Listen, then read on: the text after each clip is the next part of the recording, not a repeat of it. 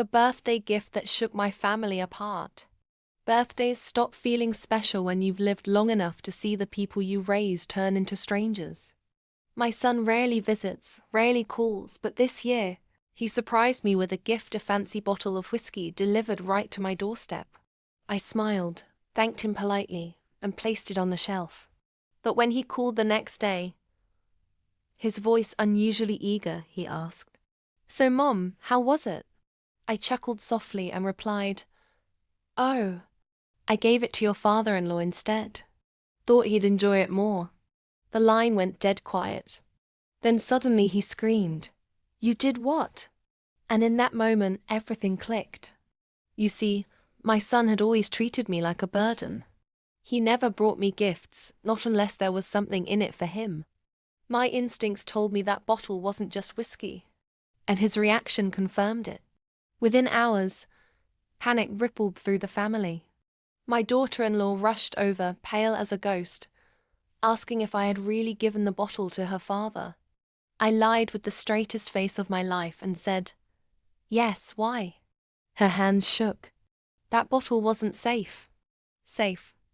That one word told me everything I needed to know.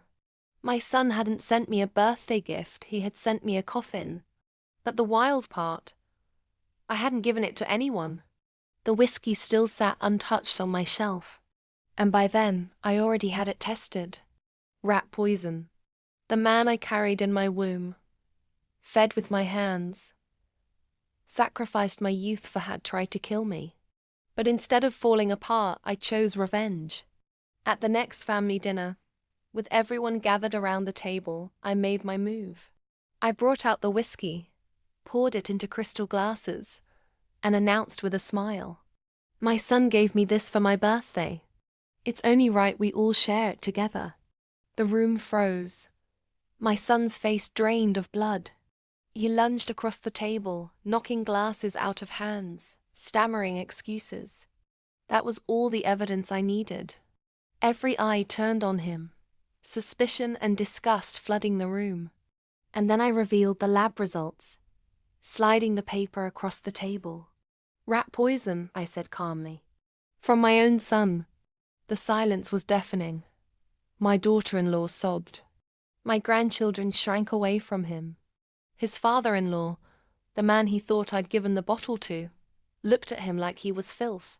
And as my son sat there, caught, cornered, and destroyed, I leaned forward and whispered, "You thought you were ending me, but tonight, son, I ended you."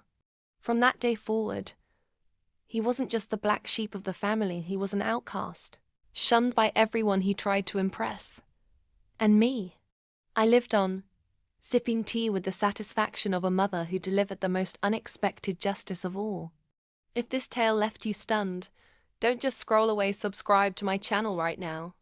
More shocking revenge stories are on the way, each more twisted than the last.